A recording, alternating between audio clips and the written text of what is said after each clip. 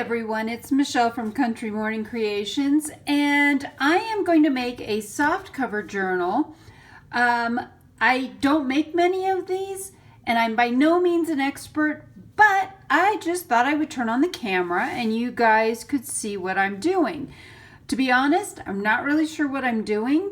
Kind of have an idea where I want to go, and this is just simply going to be a process video. By no means is this a tutorial. Don't want to get you confused. So as you can see, this is a manila envelope. I liked the idea of something that I could use that would curve on its own, but this is a little bit flimsy, and in true form I am using leftover old used manila folders. So what I'm going to do, I'm going to start out, let's see, I don't know, they're pretty much the same. I'm not sure there's a difference. This I get it at Walmart, and this I get other places. I think I'm going to try the 3-in-1. Because I'm joining two pieces of paper for this, I did want to use something that was, ooh, it's even dirty. All right, I wanted to use something that would not warp the paper at this point, as well as something that, because I am going to use a glue for the fabric that is a water base. So at this point, I really just wanted to get these two pieces glued together, and because this is an acetone base, it's not going to warp the paper as much, if I can get it to come out. I feel like the manila cardstock is absorbing this faster than I can get it to come out. So what I want to do is I'm going to line up the leading edges. Theoretically, I cut these the same size to fit in here. And I did not want it to cover this hinge. I wanted it to be able to hinge. So when I did these, I cut them so that they would fit within that hinged area. That much I knew I wanted to do. And it may be about time for me to add some, oops, sorry about that. I was trying to adjust my light. Maybe time for me to add some acetone. I find that when it gets really, really thick like this, I need to add acetone. I keep a bottle of that nearby that I can use, and it, acetone is great because that's the base for this. It is also known as nail polish remover. And what I've learned is, at least in Colorado, I don't know about the rest of the United States, but I believe you have to have a license. You have to be over 18 to buy large quantities of acetone. So I actually bought a really big bottle of it so I would have it on hand whenever I needed it. And it looks like it's about time. All right, I'm going to line up this side. One of the things I also like about this glue is it does give me plenty of time to make sure I have things lined up correctly before I seriously glue things down or incorrectly. So I'm going to slide that a little bit more that way. All right, so now I have my more reinforced piece, but it's still soft on the spine, and that was more what I wanted to do in there. What I may do, actually now that I think about it, I would like to reinforce this a little bit. So I am going to stop the camera, and I'm going to go grab a piece of Tyvek, which is what is used for old mailing. I keep old mailers that were made of Tyvek just for that purpose. So I think I am going to go ahead and cut a piece of Tyvek and put that down in the center here. I'll be right back. So I warned you this was not a tutorial, because if it was, I would have planned this all out. So I measured this little section. It's about 3/4 of an inch wide, And I'm going to go ahead and this time I'm going to use the Fabrifix just because it's a little bit more liquidy at this point. So I can really get this on well so that it will hold. But I like the idea of reinforcing this since I'm not adding another piece of the manila folder into this section. And I know that I've seen other people do this. So I have decided I will do the same. Now I want to do the lining first.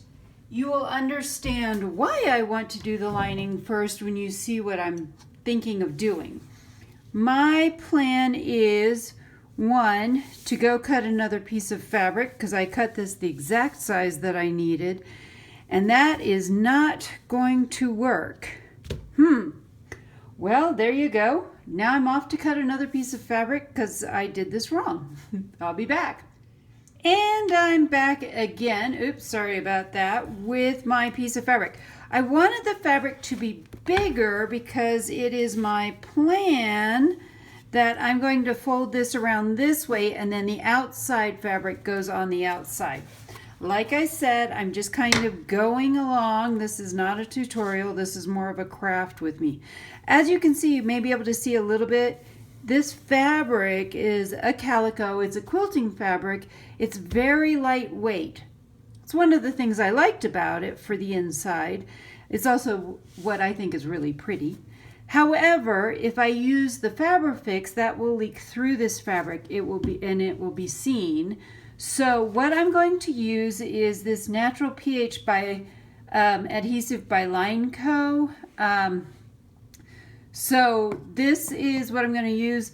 I usually just keep a little bit in a jar like this so that I can just pop it open and grab some, and it's a lot easier than having to dig some out of maybe this bottle. It wouldn't work.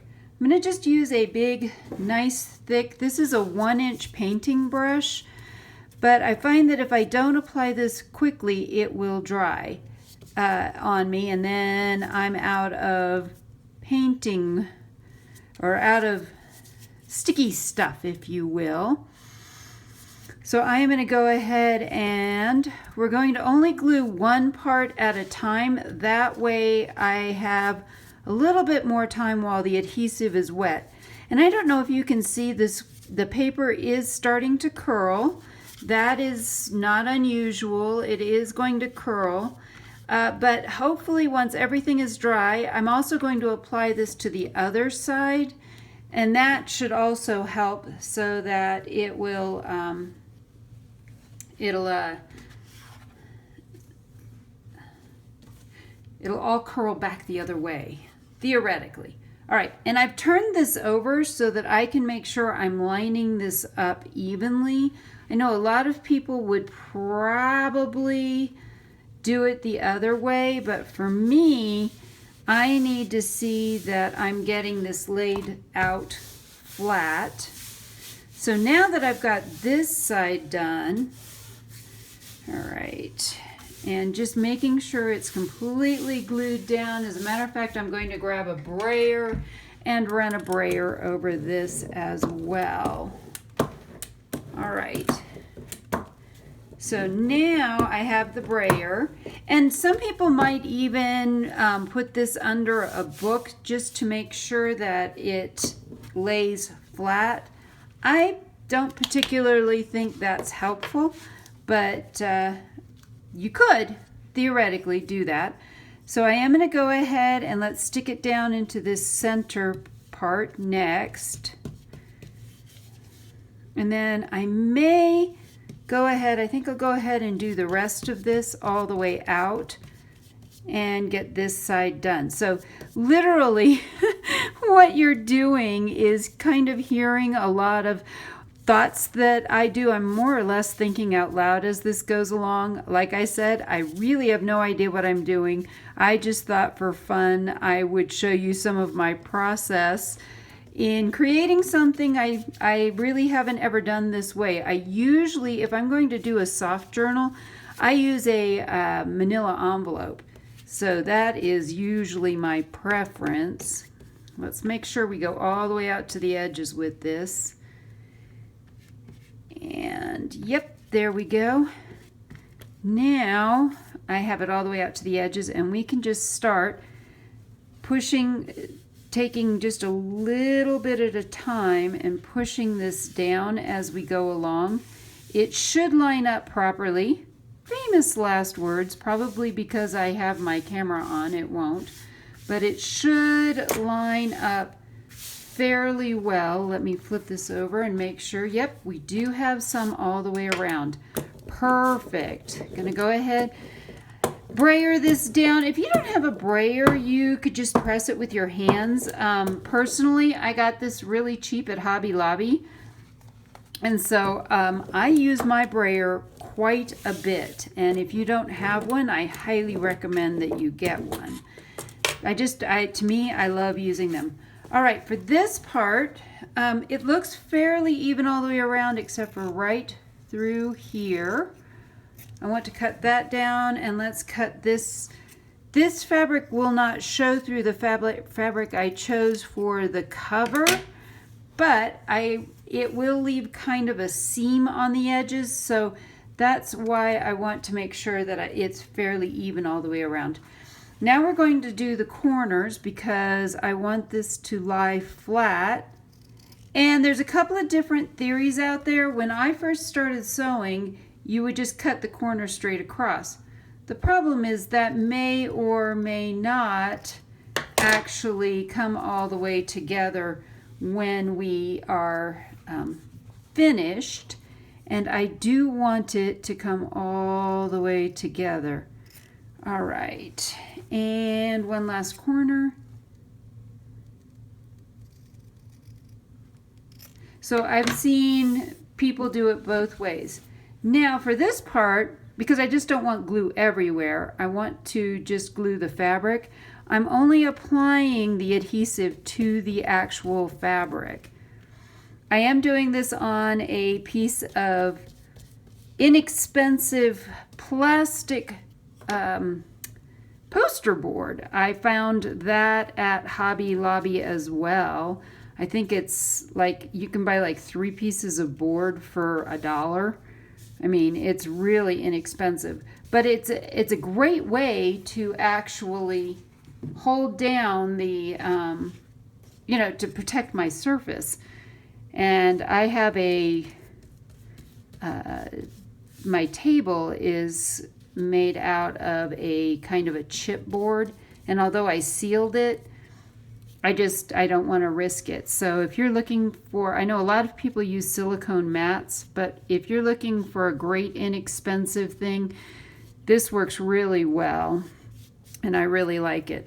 All right, for this part now we're going to go ahead and do the tops and bottoms. You could have done them the other way too. I've seen people do them either way. I usually do this part first because it's usually a little bit more complicated. However, because the fabric is stretchy, it's not stiff, it's not like an upholstery fabric, I feel like I could just really go either way. And this was the way that I did it today. So we're going to do that. And we'll get this last little bit done. And then I am going to glue on the other fabric. Now, if I cut it the same size as I cut this, I will have to stop and go cut some more because I cut it too small. But if I didn't, I may be able to use it. So I am looking right now. Oh, there it is. I was trying to find my other piece of fabric. There we go. So this is actually the inside of my soft cover. This is the outside of my soft cover. And I'm going to go ahead and stick this other piece on here. Let's see how close I was. Oh, perfect. So this is actually a little bit bigger than the other piece. So for this, I am going to go ahead. First of all, I want to move this out of here because I really don't want to get glue all over it, and that there's quite a bit of glue here. And I am going to just wipe some of that glue off. You can see I have tons of glue all over the place here. It is a water-based glue, and I believe that it might come off if I used some water, but I haven't. So we're going to go ahead and just glue this section down, and I want to go all the way out to the edges because I do want this to glue all the way to the edges. I am being a little bit liberal with this, but I am putting down a linen, and that's okay because the linen is a much thicker fabric than this calico is. I love this fabric too. I love both of these fabrics. You'll see I use the other one quite a bit.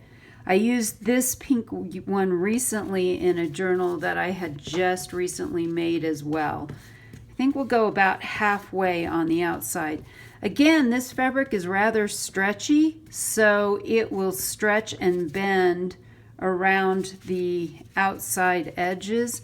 I'm just trying to make sure that every little bit is covered with glue, and I keep feeling like I'm seeing bits that are not glued down, or there's not enough glue on them. All right, so all fabrics have a right and a wrong side. This is the wrong side, this is the right side. Again, I'm going to go ahead and lay the fabric down with the wrong side up, and then match this, lay this down over the top, making sure that I am getting this fairly lined up.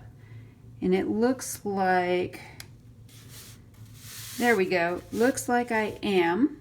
And then I'm going to flip this back over. I wanted this piece to be a little bit bigger so that I could cut it down, and because we're not going to fold this piece. And so I really wanted this piece to be a little bit bigger. We're going to fold this side back now.